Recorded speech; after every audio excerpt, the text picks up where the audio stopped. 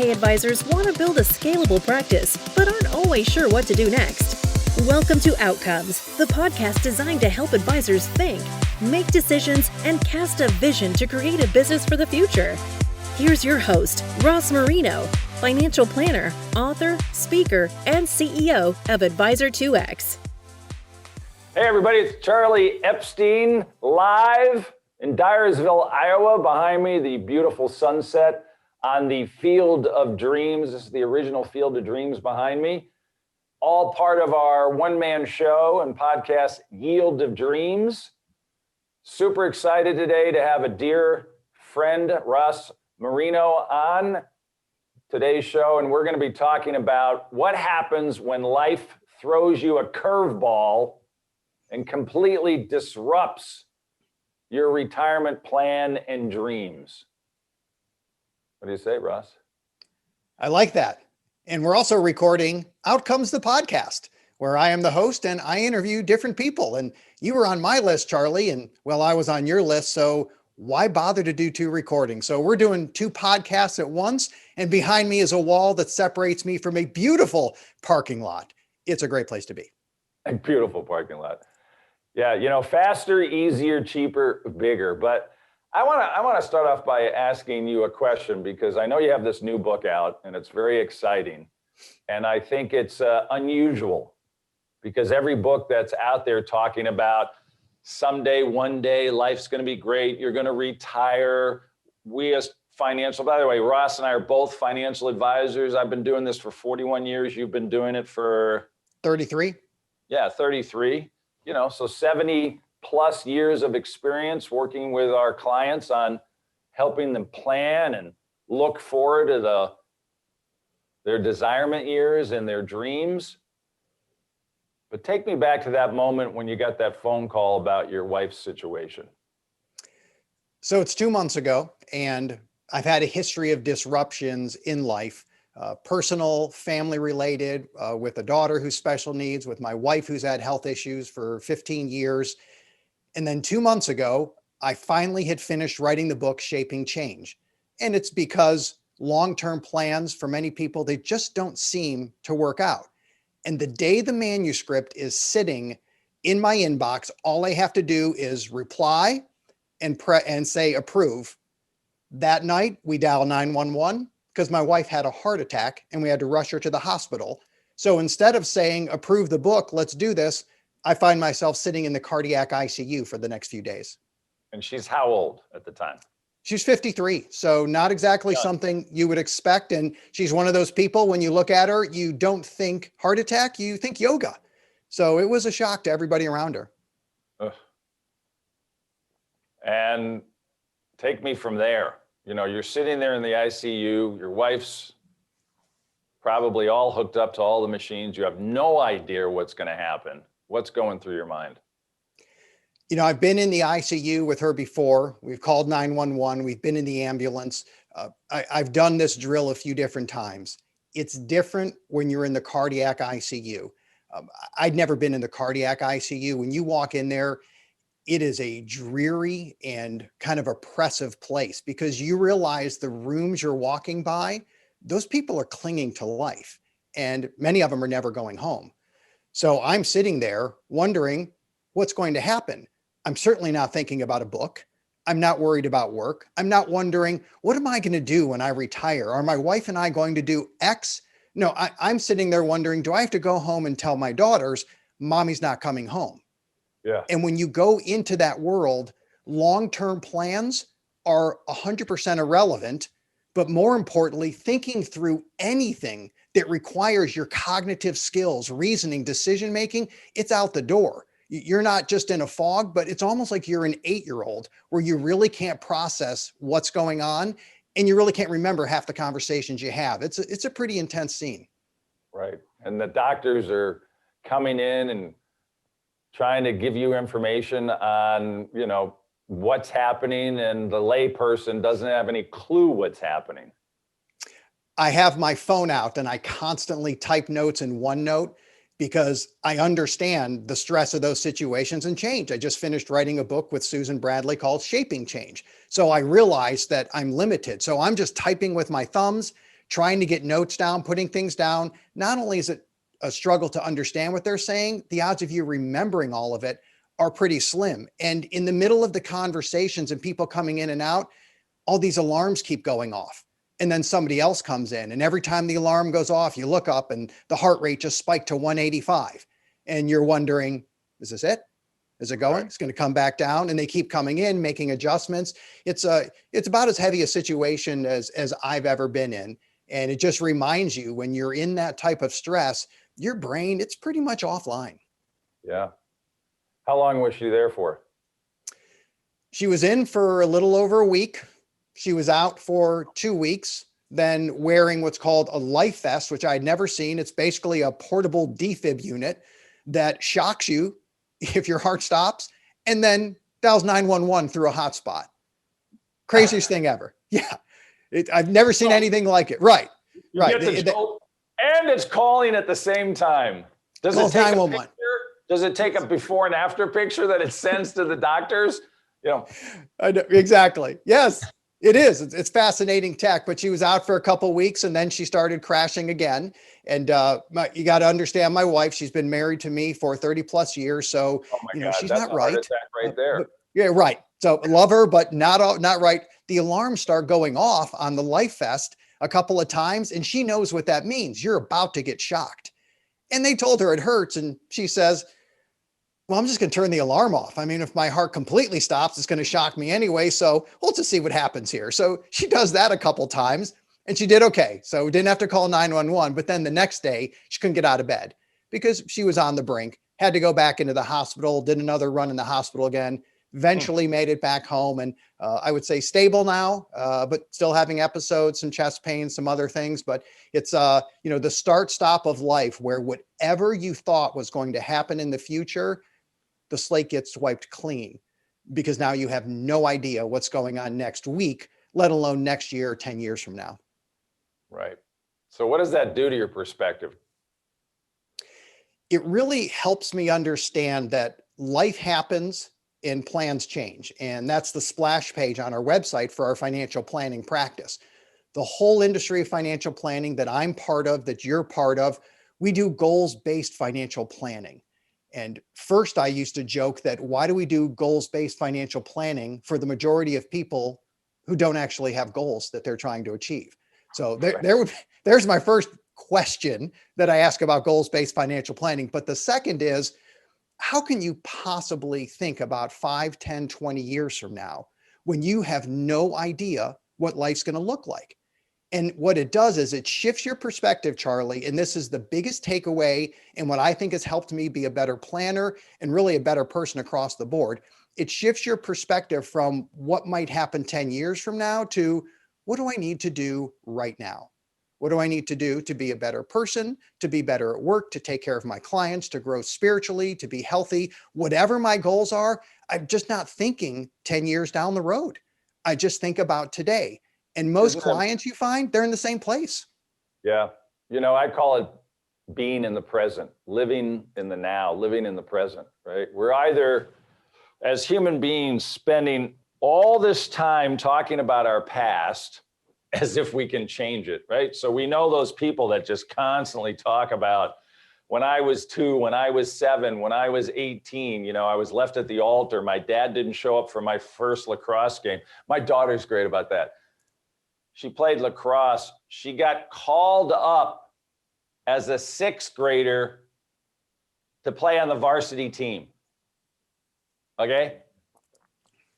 And Dad, do you remember the first varsity game I played? Oh, Dad, you don't, because you weren't there. That's how I'm like, honey, you were in 6th grade. Okay, varsity is 9th grade. Right. And she looks at me like, yeah. Anyway, and so being in the moment, being present, right? Or we're doing like financial advisors. We're like, okay, we need to plan for this unknown future, what you're going to do. And you and I talked about this, but after 41 years, I tell people this same line when they come, if they're a new client that's been referred in, or even my existing clients, I say, after 41 years of doing this work, I view my job, I have one job, And that's to get you not to save and invest more money, but to get you to spend your money right now, this moment, because this is the healthiest you're ever going to be, right? Oh, right now. Okay, right now, right? And I'd say, I don't care if you're 20, 30, 40, 50, 60, or 93 and a half like my mother.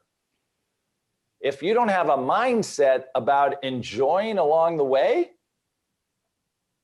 think about the clients you and I work with that they're now, 50, 60, 70. I was on yesterday with a client of mine. He's 80. His wife is 80. He was worried about the market and the volatility. He's been a client for 20 years. And, we had a great conversation. And then he leans into the Zoom and he says, "It's really Lorraine. She won't spend any money. I can't get her to enjoy the money." So I said, well, let's get Lorraine on. And I said to her, "Lorraine, you have only one job. Go out and spend some money." Right? I would say it's certainly a challenge with many people where if you do money guide or any type of planning where they give you projections and you see your goals are funded 99%, that's someone who's often living in fear, or they just have a boatload of money, which is okay too. But for a lot of people, it's because they're living in fear of spending money. They're worried about running out of money, or they think they can predict the market. And there's no joy in that. What's the point of dying with millions of dollars if all you did was sit around thinking, well, you know what? If worst case scenario happens, I'll probably be okay. I mean, that's not the goal of financial planning. So no. you do have to enjoy it. And I think, Charlie, the other aspect that this is one of the other perspectives and the takeaways that I've learned, and it goes back, the short story is when I launched my financial planning career, I'd been a financial advisor, shifted to financial planning, then injured my back and had to work in a room over my garage, laying on the floor for 6 years, and really couldn't do the normal things a financial planner does to get out. That was disruptive. Then we adopt some children, did not know one would turn out to be special needs. She's on the spectrum. That was disruptive. Then my wife has 10 years roughly of being bedridden and some other issues. That was disruptive. But as you go through that, I've grown like anybody else who goes through life. You mature, you see things a little bit differently. What's important today, it was not what's important maybe 10 years ago. Some similarities, but a lot of things are different. And here's the perspective or the takeaway.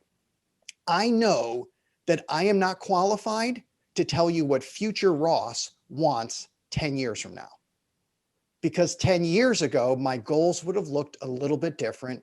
Same for you, Charlie. We know that. But as life happens and we interact with life, it changes us. We can't not be changed by interacting with life events and going through transitions. We grow, we mature. Sometimes we slide backwards a little bit. Maybe we struggle processing some of the catastrophic change. But either way, we're going to be a different person in many ways in the future. So from a financial planning standpoint, I'm 100% convinced I can't make decisions for future Ross. What I do know is that certain principles will be the same. These are the easy ones. I don't want to be broke. I hate being broke. I don't want to run out of money. I don't want to worry about medical care. I want to have freedom. I want to have extra money if I want to do certain things. So the big principles, those are pretty much the same for everybody, right? We don't want to die broke and we want to have freedom. I get that. But what will I really want to do when I'm 65 or 75 or 85? I'm not sure, but more importantly, I'm not qualified. So I'm not going to spend too much time doing that. But I do want to make sure I'm mindful of today, and I need to live life today. Bingo. Now, I've got to ask you, because our listeners really, I want them to really get the full spectrum of who you are. So another similarity that we have is, we're both started in the financial world, grew our practices, and then we had this entrepreneurial illness idea come across. It's an affliction. Like, this is going really great. I think I'll do something else to be distracted. And so, my something else was, I'll become the 401k coach and coach financial advisors, which is how we met. When was that psychedelic moment that you were tripping and you decided, oh, I could tell us about those psychedelics you took and you woke up and decided to be somebody else. Well, I will neither confirm nor deny any use of psychedelics in previous decades. However, I'm very healthy right now, so we're going to go with that for the moment. Don't worry, this is not my new cannabis drink. It's just Pellegrino, but in the early 2000s, I started adding 401k plans to my practice. And man, was it a grind, trying to find information, trying to learn the business. The internet was barely of age. It was tough and it was frustrating. But I built my own system to analyze record keepers, the resources they had. It was basically an Excel spreadsheet on steroids, but it was the only way to keep up with everything because I just couldn't keep track of it. Well, eventually you show that to a few different people and say, here's how I work. And people keep saying, man, you got to get that out on the market. That's the solution to other advisors as well. You could help them with that. So I said, okay. So we launched a database. 401k Recon was the name of the database in the company. It was brilliant. We had all these resources organized. The vendors loved it. The advisors loved it. Nobody would pay for it. So we launched it and crashed it in 48 hours and said, okay, we're done here. So it was great. But this was 2009, 2010. I remember calling the bank saying, hey, we want to get a credit line. I'm launching a new business. They said, no problem. We'll lower the Marino Group credit line that you currently have, and then we'll start a new one for your new business. I'm like, no, that's not actually helping. So, we're bootstrapping this project. We put it together. It was great. But while I was at a conference to try to present this software and this tool to everybody, I listened to everybody complain about the conference, that this wasn't going on and the sessions were too long, right? And they go on and on. So by the last day of the conference, the double epiphany, the first is we're scrapping the database, and that was exciting. And the second is, why don't we take the same content that's at this conference, and instead of an hour long, 1 hour of CE, blah, blah, blah, blah, blah, that makes me want to check email on my phone, let's shorten the sessions to 30, 35 minutes, do it on the city level, see what happens. Fast forward 60 days, I had capacity at the office because, well, the database thing wasn't working. So we had employees. That was on a Tuesday. By Friday, we had hired some interns from the local university. I sent an email to about 7 or 8 wholesalers and said, here's what I think. It was a half pager, bullet points. I said, here's how I do a local meeting for advisors. They said, great, let's do it. And it's an old joke where they said, where do you want to have it? And I did reply all and said, how should I know? I'm not a wholesaler. So one guy replied, stand by. And then about an hour later, he said, you're going to have it at Maggiano's, South Park, Charlotte, North Carolina. Call them and book them. We were hoping for 20 or 30 advisors. 58 showed up. And I said, we've got a business. So we dove right in there. And over time, of course, that grew. I'm a financial planner at heart, Charlie. So as that grew, and we've done over 1,000 events over 10 years, we finally made a bigger conference because now with technology, financial wellness is on. Situation financial planning, it's happening at the workplace. Not many things in life I'm more excited about than that. So now our conference is called Wealth at Work, where we help advisors learn the 401k business, but really to roll out some of those financial wellness products. And then on the wealth management side, we're launching the Retirement and Longevity Summit next year, which combines the human side of financial planning and the financial side of it to help people roll forward. And yeah, we've just been on a roll for a while. So with all this humanity around you, your kids, your wife over the last 10 years, you launch this business, it takes off like a rocket, and then COVID hits. Walk me through what that did to your live events across the country and what you had that disruption. Well, I just have that feeling now that makes me think I want to go get some Tums before I talk about this. But it was a rough time. I think we were one of the first or the first organization to cancel the conference for 2020. Right. And what I basically told my team is, I will not send anybody to a conference if I'm not comfortable that they're going to be safe. This was late February. So I don't know how this is going to play out, but as of today, I just wouldn't do it because I don't know if everybody's going to be safe. I said, that's it. We're just going to cancel. So You basically, and you know how it goes, you do the right thing and you just hope and pray, literally, that you can figure it out. And you do. And we didn't shut down the business. We just scaled back. We moved into a more digital format that we did for the fall, which was great. And it worked out okay. But we just bought our time like everybody else, and we just waited. And I'm sure we'll have more of a hybrid approach in the future, but we just had to reduce staff and just ride it out, work on the digital. And now we're back on the calendar for the fall of this year. So can't wait. Wow. As I hear you say that, the word iterate just pops into my head. First of all, to be an entrepreneur is to take something from a lower level of productivity to a higher level of productivity. And you looked at the workshops and said, there's got to be a better way to do these, more efficient, better product, better result, better outcome. And you just blew that. I think you were doing at one time, 200 events across the country, city to city, and then the national events. And, we were kind of in sabbatical because in 2002, we launched 401k Coach, and there was no coaching programs. Nobody was doing anything like it. And like you, I just had this idea and I thought, I bet I could coach advisors how to do what we do in the retirement space. And then it was kind of fun to watch us go through these kind of trajectories. Luckily, a year before COVID, we digitized the program because I decided everybody thinks they're a coach and is in the coaching business. So that's the time to get out. And I just went, it's all online, folks. You can have it if you want it. I'm off to a new baseball field. I got a new game to play. But I want to get back because I think, and feel free to ask me too questions, I think this is so critical. I think everybody had to be impacted in some way by COVID. So if you didn't have a spouse who was ill or children that had issues or you had issues, it kind of reminds me what we've gone through is, for lack of a better word, if you've ever been to Israel, there isn't anybody in the 70 plus years of that country that hasn't lost somebody in battle.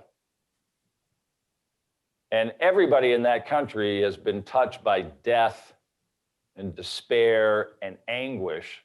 And yet, if you look at it as a country as a whole, the most successful country in terms of prosperity, it's the Silicon Valley, the Middle East, and now every Arab country is lining up to do business with their sworn enemy.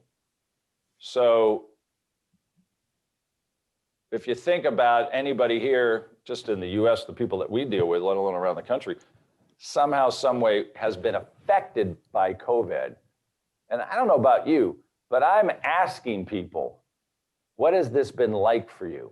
How has it changed your thinking? How has it changed your choices? How has it changed the way you're approaching your life, your family, your finances, and that kind of thing? And that is just great conversations that I'm having. I don't know what you're experiencing. They are great conversations. You can't go through life without being transformed in some way. The idea of integrity is always the same person. You're always one. I love the idea. It's not real life. We are always changing. We're always looking at our views. And if you really study the psychology behind it, as I grow and experience more things, I view my past experiences differently. How I view what happened to me when I was 20 and 30, I would explain it differently when I'm 40 than when I'm 50 and then when I'm 60, because that's just how we grow. So it's impossible for us not to be impacted and not to transform. And I think that's a great question. So I want to ask it of you, the pandemic plus, what came out of it where you can say, this has been better for me or the people around me? Well, the first thing is you learn who's on the bus and who's off the bus in your life. So first and foremost, my employees, just unbelievable. I mean, we had everybody up and running within 2 days at home, computers, 8 weeks out of the office. My wife and I would come in with the 2 dogs. We'd come in every day just to keep that habit and that rhythm going. But by 1 o'clock, I'd look around and go, can I go play golf now? There was nobody to talk to. And the first 8 to 10 weeks, all we did, when I say we, their employee, I said, Our only mission is to talk to every one of our clients and ask, how are they doing? What do they need? So for example, when the PPP was first coming out and nobody knew what it was and nobody understood it, I called my banker and I said, we're going to meet. You're going to tell me everything you know. He says, I'm just getting the documents. I want everything. We repackaged all of it. We sent it to all our business clients before their banks even reached out to them and said, this is coming. Here's the checklist. Here's the agreement. Call your bank up. I remember I had one client of mine said, I don't need this. I said, you don't need what? I don't need this money. He's a manufacturer. This was like March, April. I said, Steve, you don't need money? He says, no, we're doing fine right now. I said, right now you are. 2 weeks later, I got a phone call. He says, thank you so much. My banker's coming in this afternoon. $2.7 million PPP loan, right? So employees came to the plate, on the bus, family members, reaching out. And I think the real test was just looking within your own mindset. I had to really think about. So I realized, first of all, as an entrepreneur, you got to be a leader. Like everybody's watching you. If you own and run a company in the middle of that crisis, don't kid yourself. Every employee is watching to see how is the boss responding. And I sat everybody down before we sent them home and I said, I'm going to make a commitment. No layoffs. No one's losing their job. You have my word. And true to my word, I didn't know, like you, I didn't know where we were going. I didn't know this, But I made that stand, and that way they could stand on top of that security and that peace of mind and say, okay, boss, we're going in this direction. And we came out of it stronger. There was more collaboration, Ross, remotely. Every one of my employees said the same thing. When they came back, that they got closer when they were apart. Isn't that amazing?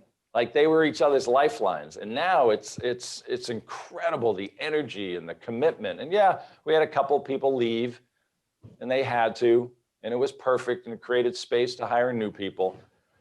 So family-wise, yeah, my mom's 93 and a half. And in the last 4 years, at 91, she goes to the hospital, has a minor heart attack. They put a stent in the main artery. So I had the experience of, being in the cardiac care unit. My experience was a little bit different. My mother and I were swearing at each other because she didn't want any life support, and I'm swearing I own you. I've got your power of attorney, and she's giving me the finger and I'm giving her the finger. Then the next year she falls, breaks her hip, has a full hip replacement at 92, survives. Then in the middle of COVID, falls, misses the bed, breaks the femur in her leg, goes to the hospital. I can't get into the hospital. Recovers from that. And then 3 weeks ago, disappears. She's in independent living in an assisted living facility on 93 and a half. Oh, yeah. She had an incident, called the hospital. Nobody called me. And 28 hours later, I found out she was AWOL. Hi, Mom, where are you? Oh, I'm in the observation ward of the hospital. They put another stent in her. By the way, when you're watching the machines, at one point, her blood pressure was 220 over 110. 93 and a half. That's the heart should it blow up. She reaches out and looks at me and she says, now don't be scared. Don't be afraid. And I looked at my mother and I said, what? About your hair, Mom? And I start fixing her hair, just to keep some humor. And then she grabs my hand. She says, I'm ready. I'm ready now. I said, what, Mom? For a bowel movement? Bedpan! Right? Anything. Next morning, 10 a.m., I call. How you doing? Oh, I'm fine. Can you get me some clothes? 2 o'clock, she calls. Where are you? I said, I'm getting you clothes. She goes, to hell with the clothes. I'm 120 over 70. They're throwing me out. Get me out of here. Mindset. You and I, right? It's all about how you manage in between the years.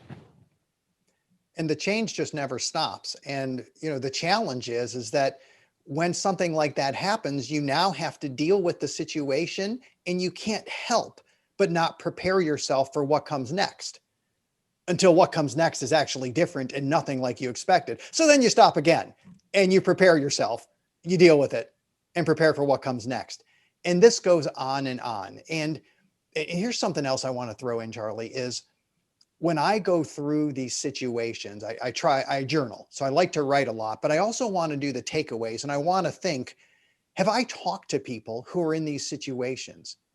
How clueless I have been as a financial planner to talk to people 2, 3, 4 weeks after a major change and think that we're having a conversation that is lucid, coherent, and we can actually talk about the future. And I'm still the guy who says, you don't do anything major for 12 months. That's a great cliche or rule of thumb. There's value there. So I'm never pushing anything. I had no idea. So what I do now, and I just did this a little while ago with a client, she's now a widow, sharp lady, got it all together, called her. It's been 5, 6 months and talked to her a few different times. And I said, so how's it going? She said, I'm doing okay. And then I waited. Because in the past, I would say, okay, and we'd start chit-chatting. But doing okay is what you tell people. 1 second, 2 seconds, 3 seconds. It's not getting any easier. I said, I know. It's hard. I get it. Everybody else hears I'm doing okay, and they have a conversation. I know you're not doing okay because you were married for 35 years. And your husband suddenly passed away. They were not that old. You're not doing okay after 5 months. I didn't understand that many years ago. And I would talk about what's going on. And then occasionally I would even bring up a portfolio. Like, who the heck cares about a portfolio when you're realizing the rest of your life is not going to be with your spouse where you planned your entire retirement? And I actually think we're going to talk about financial planning or a portfolio. I offend myself just thinking about it. But I've done it with good intentions. Yeah. That's part of the book. It's part of what we want to teach, is to help people understand that in those moments, I'm okay doesn't mean they're necessarily okay. Understand major transitions in life, they take years to process for most people. Well, the key that you just said, and how many financial advisors, you and I, we show up with what we want to talk about. Good intentions, like you said, as opposed to just being present to who's in front of you. Which gets back to what I said about being present. And the fact that you said 1 second, 2 second, 3 second. See, most advisors fear silence, right? They think if you ask somebody a question, how are you feeling?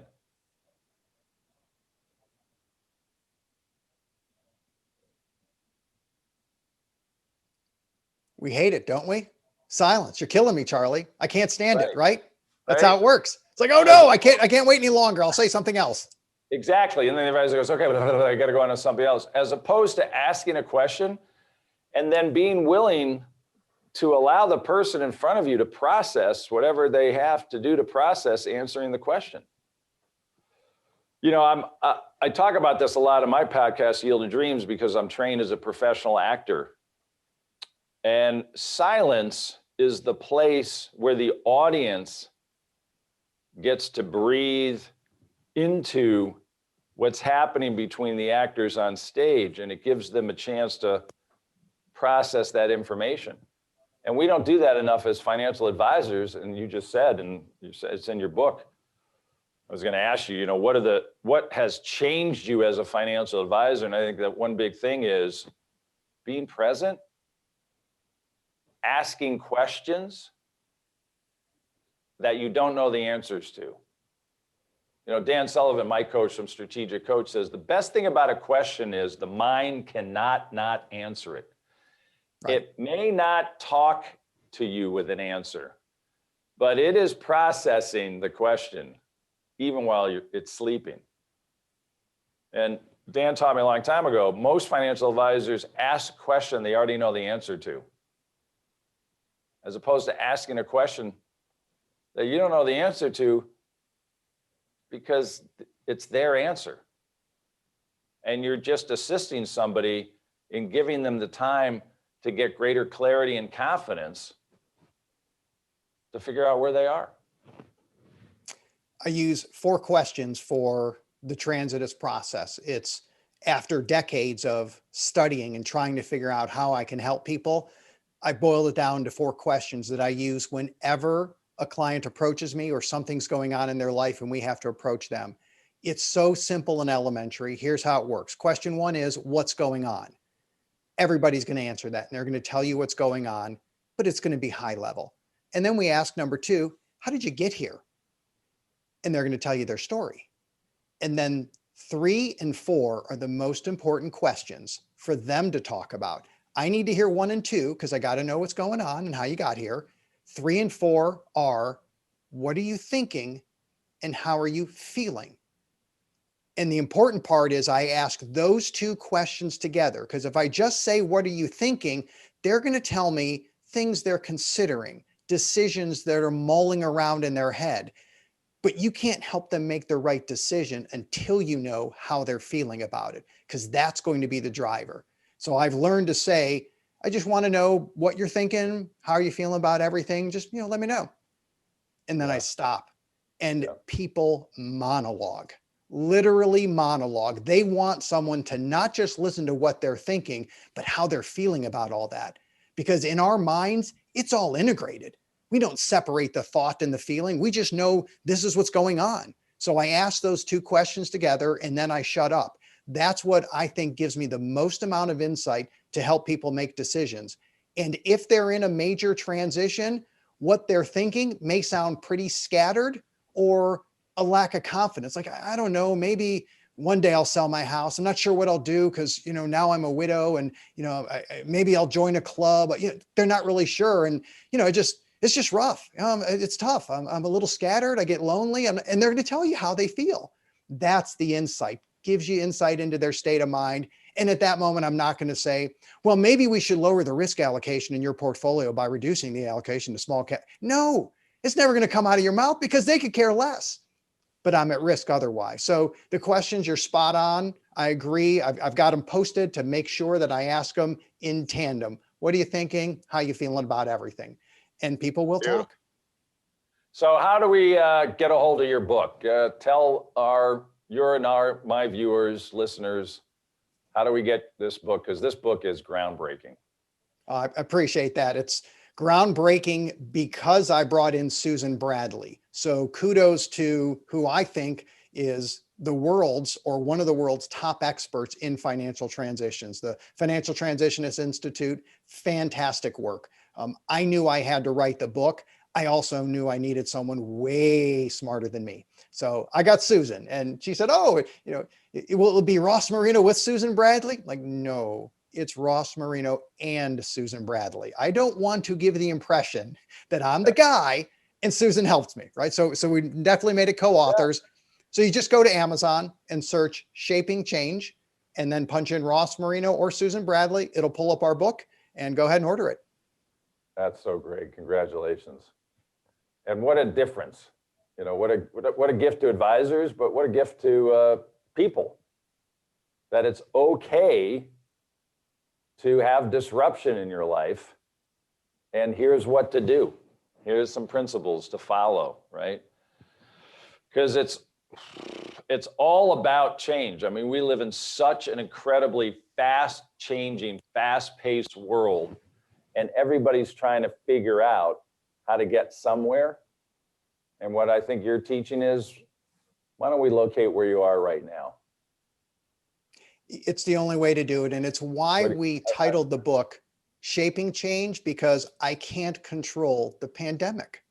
Yeah. I can't control if a spouse passes away. So many things in life I have zero influence over, but I do have agency over myself. And when change comes, I can shape it on the inside. I can lean into it. I have to go through a grieving process. I know that's part of it, but I can have the mindset that I am going to grow from this. Every cloud has a silver lining. Don't make that cliche where the silver lining is lost. It's still a cloud. It may be a thunderstorm. There may be lightning, but there's still silver there. And that's okay. Tragic things happen. some good things can come out of it. It doesn't minimize the tragedy of it. It is part of life. But I have the agency. I can shape the change, and I have to have the mindset when I'm ready to process and move forward to shape it for the rest of my life.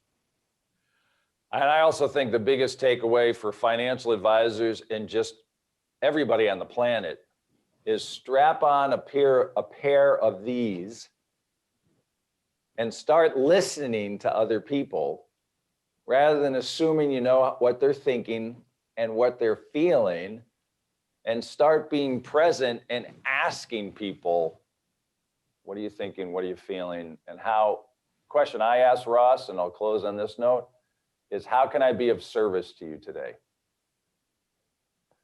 That's how I start a conversation. Just simply, how can I be of service to you today? Which I found is just, people just disarm and they feel like, oh. And now they have to think, what do I need? How can somebody be of service? And then they start talking about those things. So amazing. You're an amazing man.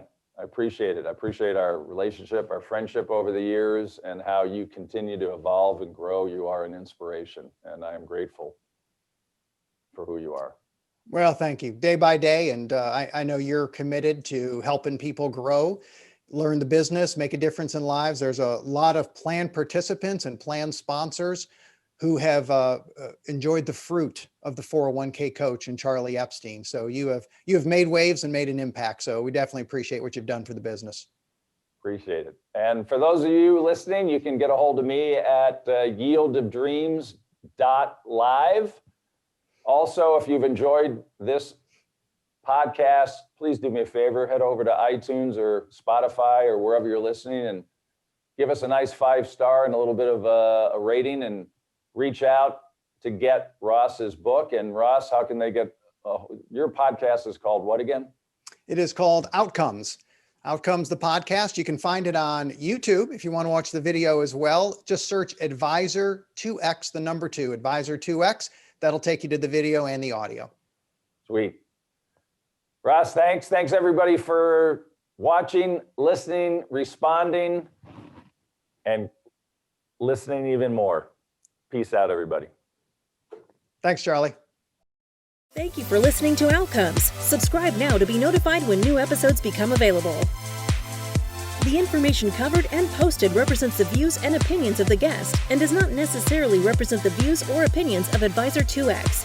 The content has been made available for informational and educational purposes only. The content is not intended to be a substitute for professional investing advice. Always seek the advice of your financial advisor or other qualified financial service providers with any questions you may have regarding your investment planning.